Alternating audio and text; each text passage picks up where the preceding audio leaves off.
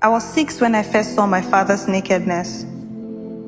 His sacredness stripped off him, it felt like sin, like unclean eyes beholding God's back on Sinai.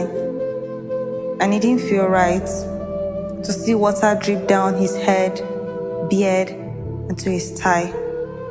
But who cares about the body's sacredness when your father slumps in a bathtub?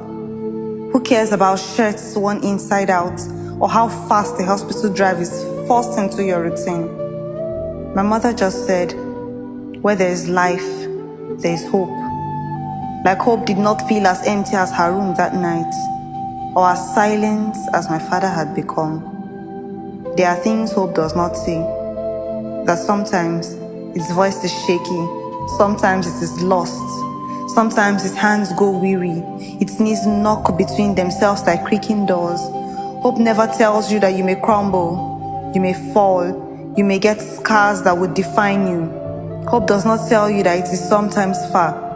So far we had to fly across the Atlantic to find my father's breath. Hope does not tell you that it is as hard as making a fist of fractured knuckles.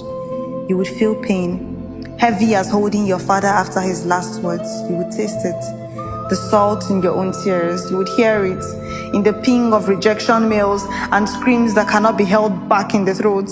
You would pray and God will send back your voice when you hear your voice. It would be the whistle of a wounded dog. Some days, finding hope is like taking a dog's drum to see that a vengeful spirit has missed his way to your door. It is like giving grief a warm embrace cause it's the only thing that stayed. It always makes no sense. It would break you and you would find every piece like your body is a puzzle. Hope does not tell you every masterpiece was once incomplete. The life gives us a hell of experience so we can find heaven.